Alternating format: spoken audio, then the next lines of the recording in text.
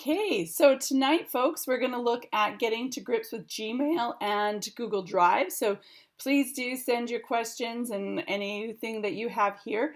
But I wanted to start off with one thing that's really important that I find with any of the Google tools, especially Gmail and Google Drive.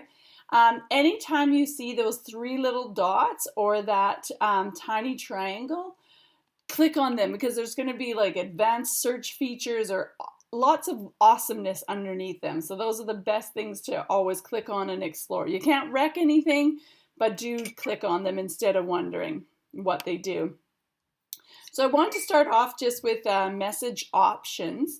So now most of you may have noticed that we've got sort of a new Gmail look. So I'm just going to go into a Gmail. This is just a training account that I use, so there's nothing kind of, too important in here. But right now, I'm just sort of hovering my mouse on the settings gear.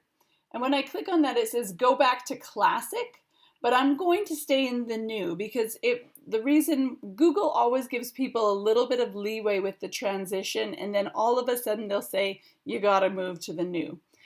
I really like the new, and I'm going to highlight some of those features of why I like them.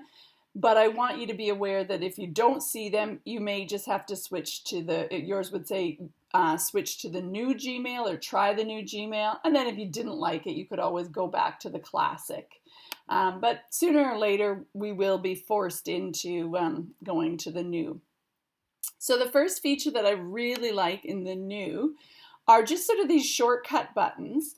And that shows up whenever I hover on an email. I can just like archive it, delete it, mark it as read. But I'm going to go over and I'm going to show you the snooze one because I absolutely love the snooze. So you can see I'm just hovering now on this message and I see over here. So like this is one, it was a Google notification. I don't really need to do anything with that. I don't even need to open it. I can click on this and to get the attachment. So all I'm going to do is I'd probably even just delete it right from here. Pretty easy to do. But other things, like if I look at this one here where it says create a tip of the week, or this reminder. Well, maybe I do want to be reminded of this, but I don't want to do it right now. And so for me, my inbox, my unreads are usually the ones that I kind of have to do something to. And sometimes if you don't have a chance to do something with it right away, for somebody like me, that bothers me. So what I like to do then, for example, is when I'm on this, I'm going to hit this little clock, and that's snooze. So I'm going to say snooze, and I can snooze it till later today or for another date and time. So I can pick a date and time, say, you know what, I'm not going to have time to deal with this until Friday. And I just don't want it sitting in my inbox and me accidentally clicking on it and then forgetting about it. So I'm just going to say Friday morning at 8. So what's going to happen now is that it's taken out of my inbox, and on Friday it'll get redelivered to me or whatever date I selected. So I really like that for things that, are important, but I don't have to deal with right now. It helps me keep them a little bit more organized. And then you noticed here underneath my inbox it says snoozed, and they're still there. It's not going to come back into my inbox until that time. So I love that snoozed feature. I'm just muting a couple of people just because we're getting a little bit of feedback, but if you want to ask a question, just turn your mic back on. So that's one of the first things that I like about the new Gmail. The other thing I really like about the new Gmail is over on this sidebar, we have access to our calendar. So, people are emailing you about different things that happen at different times. I can be on here, today from 4:45, I can be like, oh yeah, what have I got going on? Oh, my calendar's wide open. So it's quick access to be able to view your calendar. Even if I want to add something to it, I can just double click, and you'll notice what it did because this email is open. It gave the title of this email. So I could say, yep, that's what I want to put in there. and quick and easy way to add things to your calendar just to keep you productive and organized. So the second thing I'm going to show you from this side panel is the one next down, which is Google Keep. Google Keep is just a nice sort of online sticky notes. I can also access it from either my Waffle or just from keep.google.com. And so these are also into the handout. So I'm just going to see if it is. Yeah, there it is on my Waffle. I had to click on more, scroll down, and I go to Keep here. So this is just like online sticky notes. When I'm in my own account, I use them all the time for just little notes that I can put up here, remind, and I like the little Google Keep app for my phone.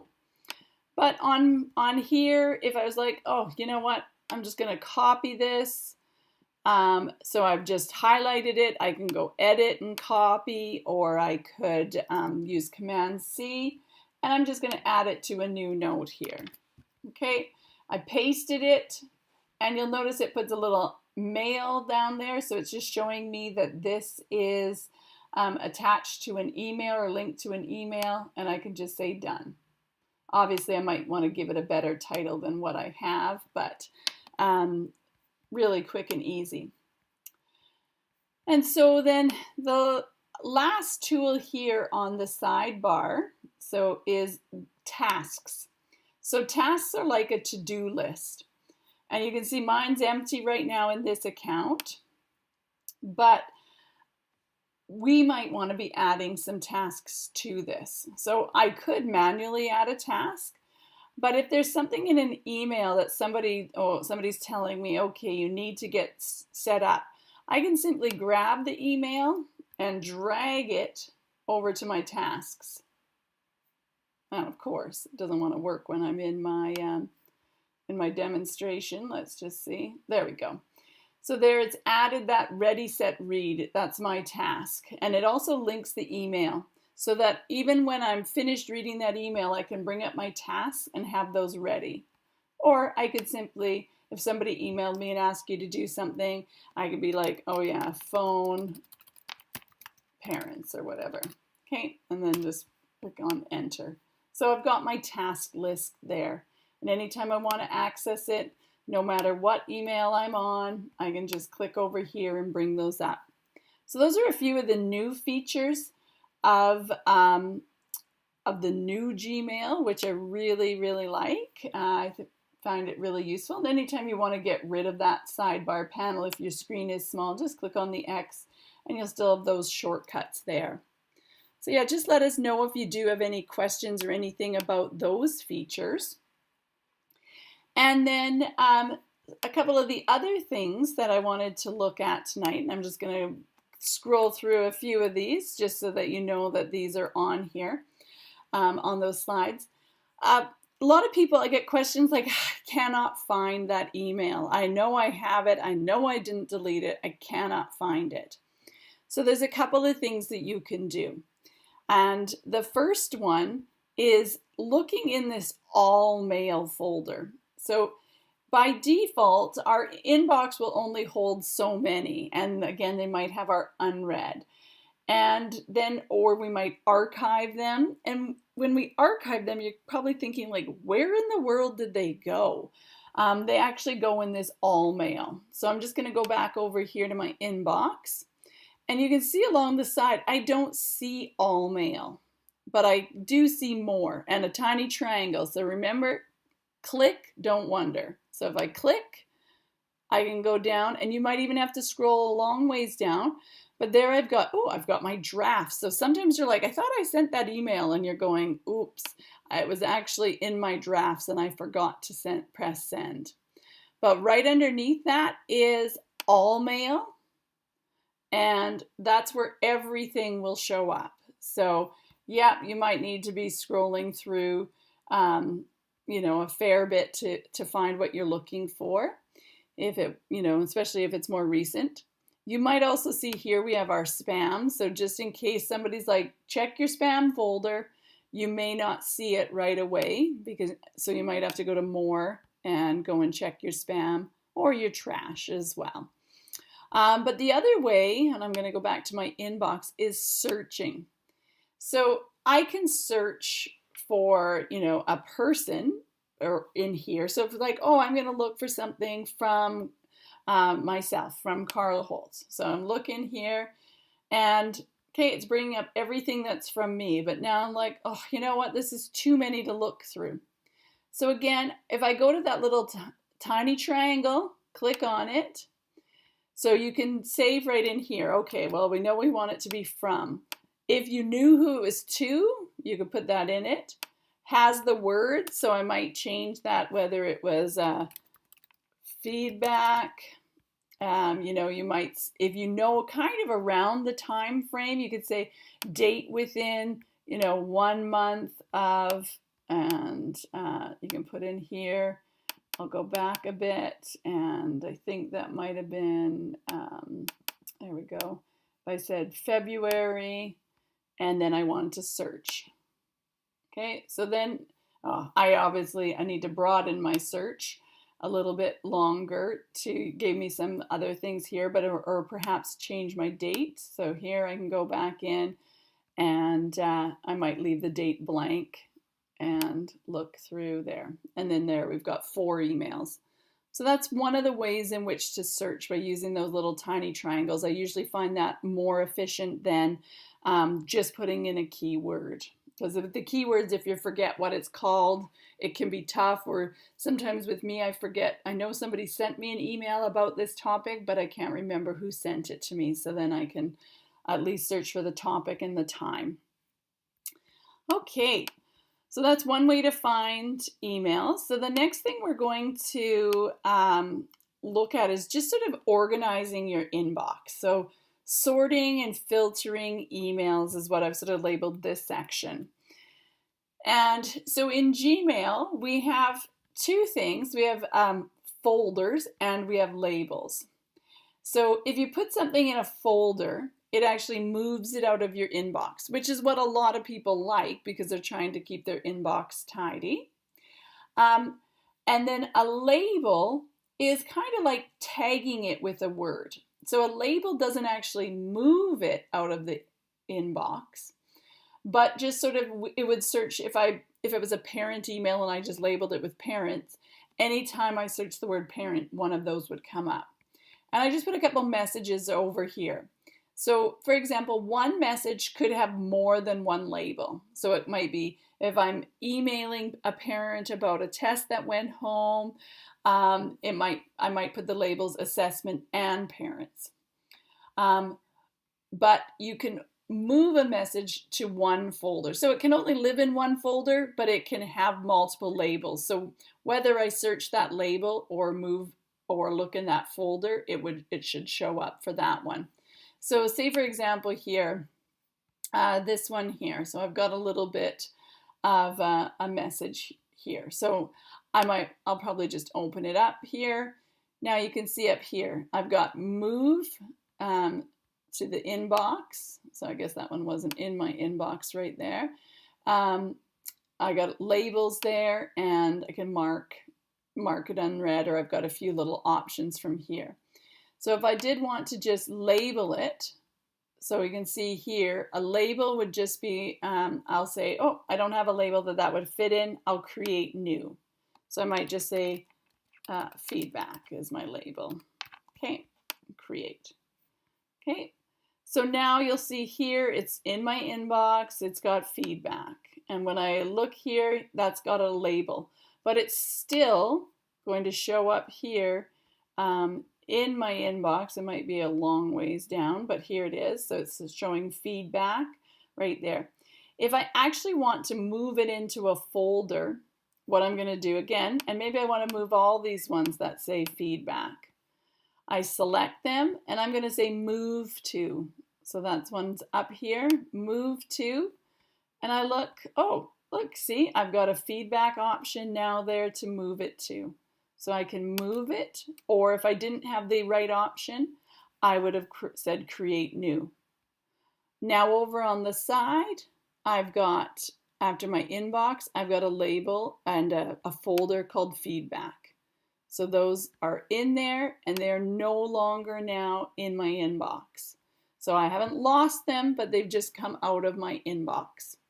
So that's just one way, you might decide to filter or to put things like that, parent communication, for example. You probably don't want to delete that just in case there was ever any issue that you needed to, review your comments to the parents or anything like that. But you don't necessarily need them cluttering up your inbox. It's a great way to move them over to that. So I tend to use that move more than I do the labels. But again, labels are useful if they sort of fit in multiple categories.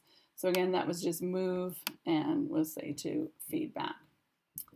All right, so the next thing that I love with Gmail is something called filtering. And this was the tip of the week today, so I apologize if it's repetitive, but I do want to go through how valuable it is. So often people contact me and they're like, you know what, I've got like 300 emails from the district garage sale and I'm never going to be able to open them all. How do I get them out of my inbox so that I can concentrate on what's important? So filtering is one way to do that. And I'll just quickly show you that too. So I'm just going to go to my inbox, and you can see here I've got a couple district garage sales, so not too many in here, but you can see how it would add up. So I'm just going to go and I'm going to select the message. So I have to select one of the ones from Division Garage Sale. And then I'm going to go to my 3 dots, because like we said, that's where all the awesomeness is. 3 dots. From there, I can scroll down, filter messages like this. So I click on that, and I see a little pop-up. So it's saying, okay, from. Often I leave these blank. So it just says, has the word list, garage sale. I let it include all of those. Doesn't have. And then I say create filter. So I click on that. Now it tells me, what do I want to do with it? So do I want it to skip the inbox? And for the most part, you might, because yeah, maybe I want to go and look at these garage sale emails, but I don't want them in my inbox. So I'm going to say skip the inbox. Do I want to mark them as read? I certainly can if you want to. If you don't, you'll just sort of see beside garage sale, it'll say 10 or something like that, how many ever you have. Okay, so I'll just say apply the label. So yeah, I'm going to give it a label, choose label, and I don't like these ones, so I'll just say new label, garage sale, and create. Delete it. If I really wanted to delete it, I could. And then you can see down here, this is a big one for those people who do have like 300 unread messages, like from the garage sale. It says also apply filter to 2 matching conversations. That can say up to like 100 matching conversations or whatever. It's a good idea to choose that. And then I'll say create filter. So now what it's done is it's taken any of the garage sale ones that were in my inbox and moved them to garage sale. So now you can see it shows I have 2 unread and 7 in my inbox unread. So I do that for the news and events because I want to read the news and events, but I also find that they sometimes just clutter up my inbox, and I don't want them, I want to just be able to deal with them as I'm ready to deal with them. So again, I'm just news and events, and also apply to the other. You can see this one has 18 matching conversations. So again, it just really helps bring down your count of your inbox. Keep that a little bit more manageable. So again, just please stop me at any time if you have questions or anything, but those are all in the handouts. Another thing that can help keep your inbox under control is this subscription or this unenroll me site. Because a lot of times we sign up for stuff and then we're getting emails and everything like this. So this unenrollme.com, you just basically click on, when you get to the website, click on Get Started Now. You would put in your your email, and then it tells you everything that you're subscribed for. And you can still choose which ones you want to get, which ones you don't want to get, or if you would like just a daily summary from all the sites instead of 7 emails from 7 different sites, you would only be getting 1. So those are a few ways to sort of keep that inbox under control. All right. Okay, so I'm going to keep going. But like I said, do reach out if you have questions. So organizing your inbox. And this also is another way that helps me stay organized.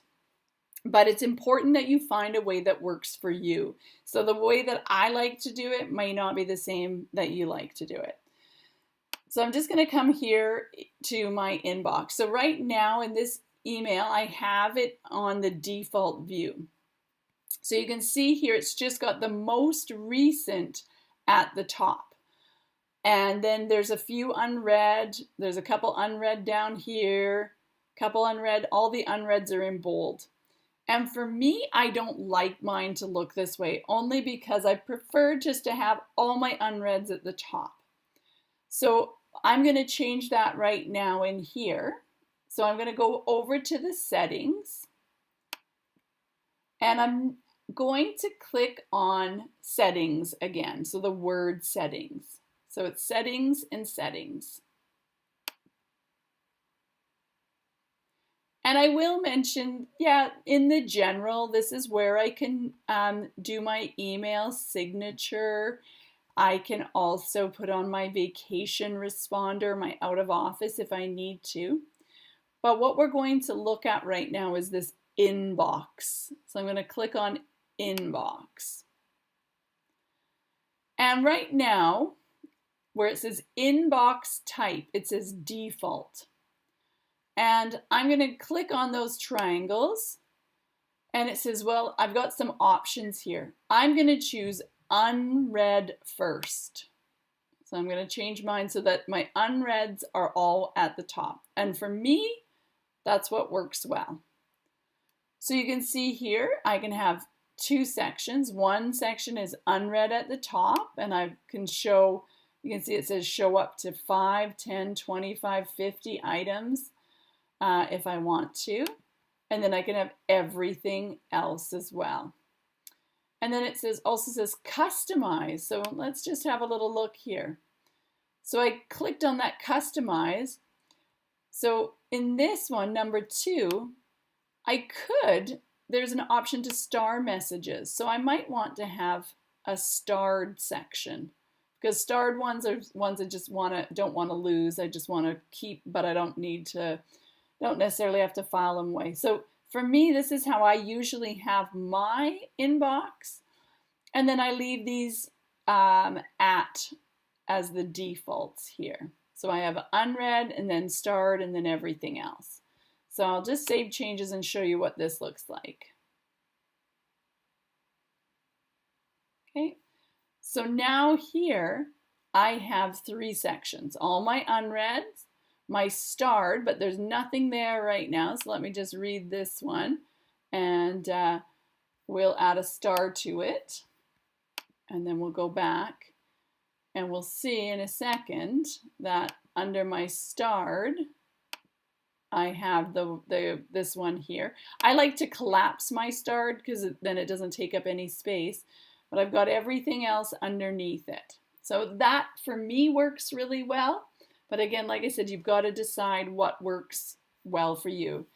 But the unread at the top is the best option for me.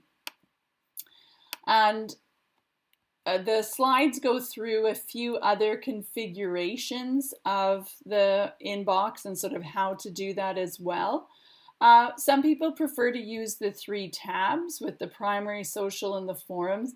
But I did find when I tried that one, some of my important emails were getting mixed up in the forums, so I was missing a few, but it may have improved by now.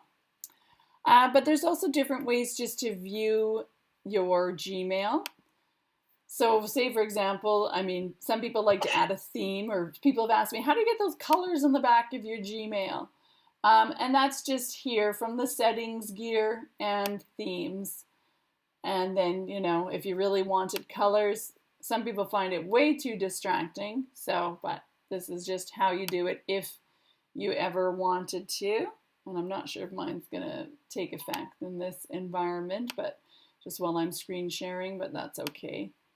It's still thinking about it, so I'll probably just cancel it, but you just simply click on it and select it. But another few options that are available are in the settings as well. So I'm going to go back to the settings gear and settings. And in this time, across the top here, I'm going to go to advanced. I'm going to click on advanced. And there's one of the things I really like to have enabled is called the preview pane. And so for me, back when we had first class, we used to, or some people could configure their inboxes to have the preview pane. I'm just going to enable it and I'll show you what it looks like. So I've just turned it on and I'm going to say save changes. So now my email will reload, and it probably won't. Save the changes, Carla? I'm sorry? Where do you save the changes? Yeah, so back in the settings, right at the bottom of the settings page on that under that advanced. Oh, okay. Just at the very bottom. Did you see it again? Did you see it? Yeah. Yeah, okay. So my inbox is here. Oh, my theme took a place as well, so mine's looking a lot different now. The only thing that I have that's slightly different now is an extra button over here that has some lines and a side panel or a little panel. So there's the settings and then the keyboard input and then this preview pane. So I'm just going to click on that triangle. So right now it's on no split. But I could have a vertical split, which would mean my emails would show up at the bottom, or horizontal. My personal preference. I'm on a video conference call. My personal preference is the horizontal. And so I can show you, or sorry, I said horizontal. My personal preference is actually the vertical. Is like this, but this is what I like to do. And so what this means is now when I go to read an email and I click on it, it shows up on the side here. So I do get a smaller window. If you have a small screen, it may not be ideal. But from here, I can obviously reply, forward, or I've got my 3 dots if I wanted to, look at different things here, delete the message, filter it, anything like that. But for me, this works well, so I can just say thanks and then send. And you notice here too we have the difference between these two buttons. This is send and archive. So this means if I send it, it'll take it out of my inbox, even the previous email, or just send. Send will send it and leave it in the inbox. But I'm going to send an archive. And then again, that just tidies things up. I haven't lost that email completely. I would just find it again over here in all mail. So that's one of the things that I like to use is that preview pane. But again, you just have to find a way that works for you. And you might want to try it. And if you find it's not for you, you can easily just go back to that little tool and say no split. And then your box will go back to how it was. And another thing that I find really useful is the ability to schedule emails. So you might notice I send out that tip of the week, and I usually send them Monday morning at 8 a.m. And I am not always at my desk Monday morning right at 8 a.m. pressing send. The way I'm able to do that is that I schedule them. So this can be useful, if you are either a night owl or, you're kind of working, but you don't want to disturb people and they don't need to receive the message till Monday or something like that. So I use this add-on called Boomerang, and I've got the link there and a full handout on these slides. And it allows me, once I just click on it and install it, it's a Chrome application. So you will have, it'll say like Boomerang wants to access your Gmail account. You do have to say yes, allow, and so on. And then when I'm in, and actually I don't think I have it installed on this account, so we'll go and install that right now. So I'm just going to say add this to my Gmail. It's taking me to the Chrome Web Store. And I'll say add to Chrome. And if you already had it, it would have just said, you know, already added to Chrome. So yeah, I just click on these add buttons. It takes a few minutes to go through. So it's just taking a second or two. And then my mail has reopened up in a new window because it had to refresh my email. So we'll just let that open up. And I'll just close that other one. And you will notice as well now here in my extensions, I have a little boomerang, a rainbow boomerang. I'll just skip this, but you can read that certainly at your leisure if you wanted to. So here when I click compose to send somebody a message. And sorry, it's seeming to slow right down right now. Hopefully we can get this back up and running. There we go. I now have an option, and I'll just call this one test, at the bottom here to send later. So when I click on send later, I could say, well, send in an hour, 2 hours, tomorrow morning. And what it'll do is it saves that and schedules it. So I'm just using the free version, and I think with the free version, it gives you about 10 you can send or schedule 10 messages per month. And for me, that's been enough because like I said, I send the ones on Mondays and then the odd other one though, if I'm working on a weekend or something like that, I don't want to disturb people. Or I just want to, you know, remember to remind people on Monday morning about report cards are due or something like that. It's a good way. So those are sort of some of the main things about Gmail that we've covered, and we've got a little bit more time to have a little look at Google Drive. Are there any other questions about Gmail or anything before we move on?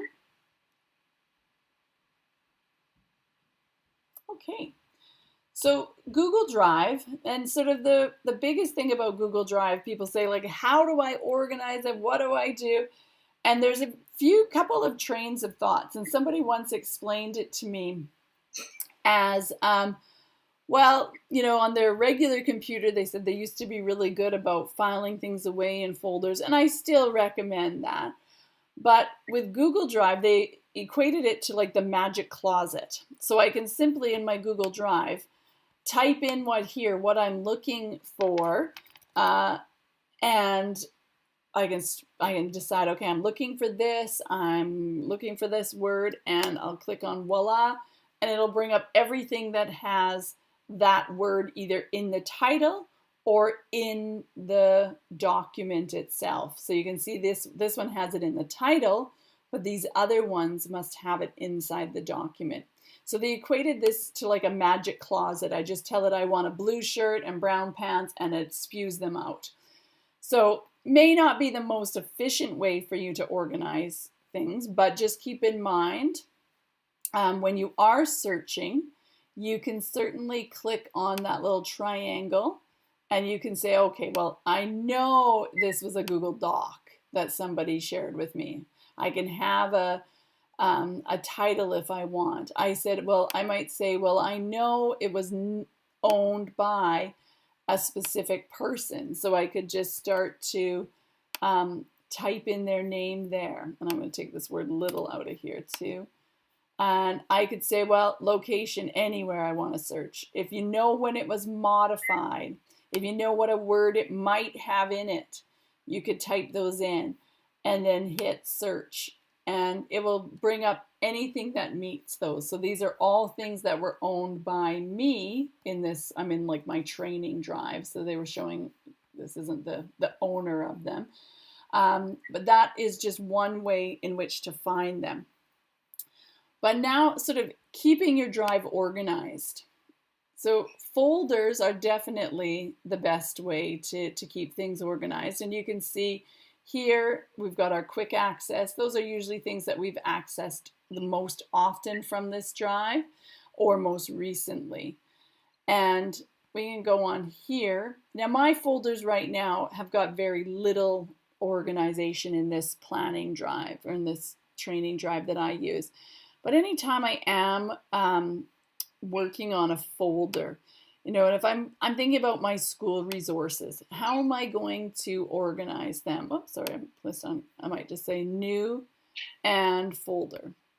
So then I might start to think about, okay, well, how am I going to name this? This year I'm teaching maybe grade 7, but you never know, next year I might be doing some other. So I might start with something like grade 7 social studies, and I might say unit 1, and then I might go on to, you know, put in a little bit more explorers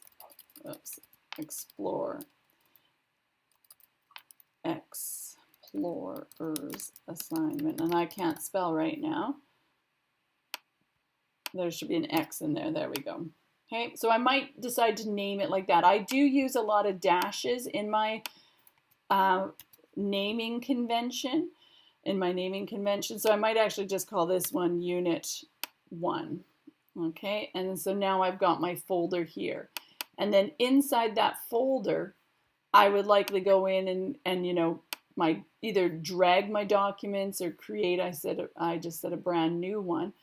But if this was going to go inside that folder, I would probably try to stick with naming it the same way. And the advantage of that is that in the years to come, it'll just make it so much easier for you to find what you're looking for.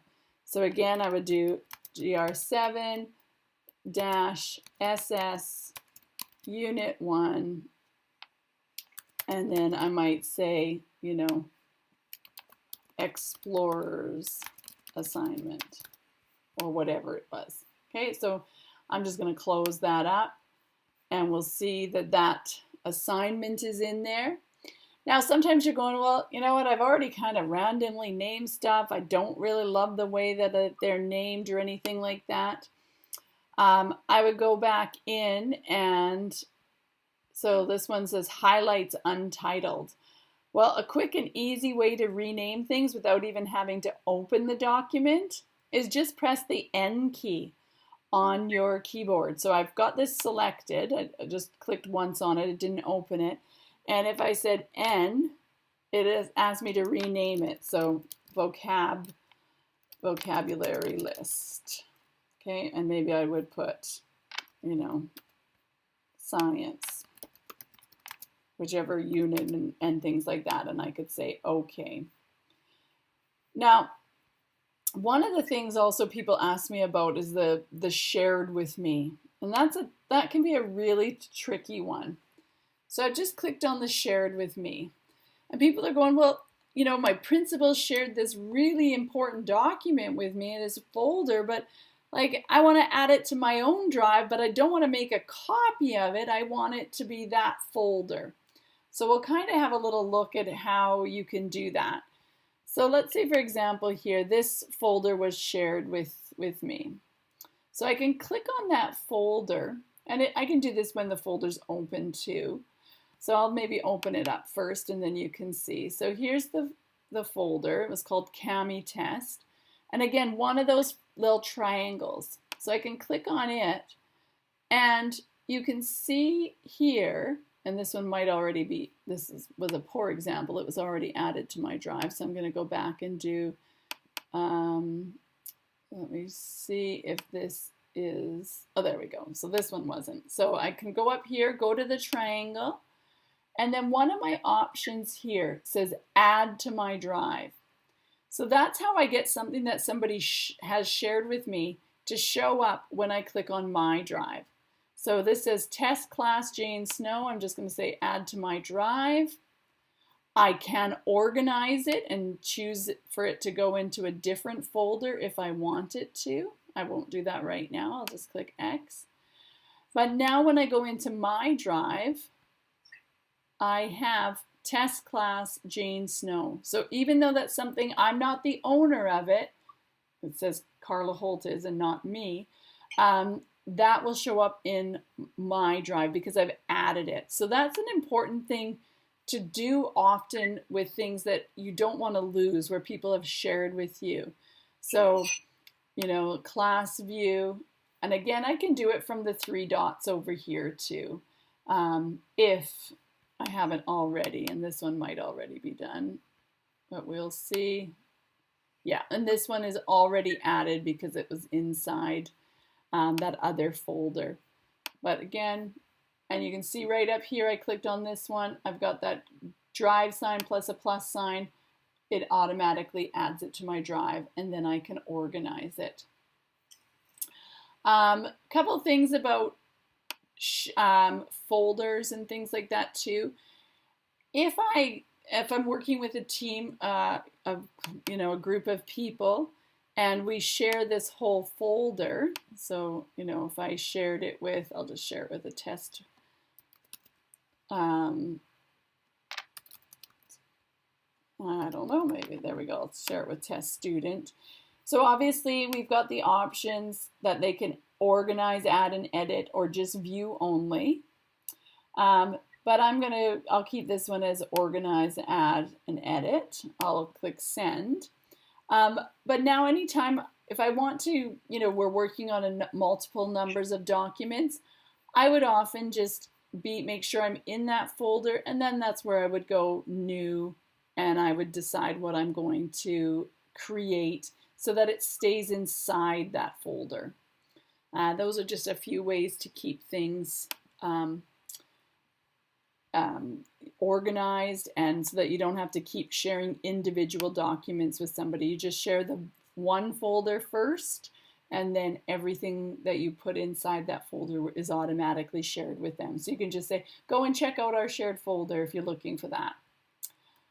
And then another feature that I quite like too with Google Drive, I'm going to go back here, is the ability to color some of your folders if you're a visual person. These ones here, I just clicked on the 3 dots again, and I can change those. It just changes the file color and might help you with locating and finding things at a quick glance so that you can find them. But just those 3 dots, change color, and a nice easy way, quick and easy thing to do. Last thing that I'll show you right up here is this little, it looks like a paper clip, but that's actually called the shareable link. So if I click on this shareable link, you can see I've got a folder selected. All that's going to do, it tells me the link sharing is off, so nobody else has access to this folder. I can either turn this on, and by default it will make it that anybody in Greater Cinebrook Catholic with the link can view it. So that might be what I want. I could copy this link and send it to somebody, or I can go to these sharing settings, and then I could either enter individual names, or sometimes teachers want to share things with parents that are on Google, on their website, and they want their parents to be able to access them, but their parents won't necessarily have a GSacred Google account. So the way in which I get around that is by clicking on the share button. So again, you can share or use this one, but either way you'll get there. But I have to go into advanced. So I'm going to go into advanced. It tells me right now anyone with Greater St. Albert Catholic can view. That's not going to work. I need parents to be able to view it. So I'm going to click on change. And then I have a few more options. So I could have it public on the web. That means people can Google for it and it might show up. You've got to remember the internet's a pretty big place, so it's not that easy to discover it. So the one that I often do is anyone with the link. So this means if I put it on my website, or I put the link to it on my website, any of the parents could access it.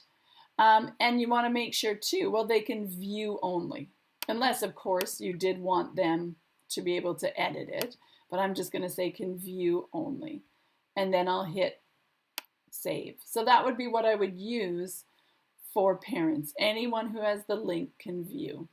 And then that way you can put things on your website, your newsletter, if it was already in a Google Doc, and people would be able to see it. So I'm just going to pause here for a minute and just see if there's any questions or comments about Google Drive. And I know some mics are off, so if you do want to talk, just turn your mic back on. But I think that takes through most, I know it was a really short part about Google Drive, but it sort of takes us through a few of the main options there. But yeah, let me know if there are things we didn't address. As you may be aware from that new, you can upload individual files or whole folders as well. Also, when you have individual documents, you can, I'm going to go to those three dots. You can see I can open with, but you can also, and I'm just going to do a little control click, I can bring up this this here too, and usually I can make a copy of it, but it might be because I'm not the owner of it. So I'll do a control click, and there I can make a copy of a document. So that's just another shortcut too. If you do want to make a copy or anything like that, the control click is a nice short option. It's essentially a right click if you use the mouse. So I think that's going to take me to pretty much the end, but like I said, please do ask any questions. I'm going to stop the recording as well, just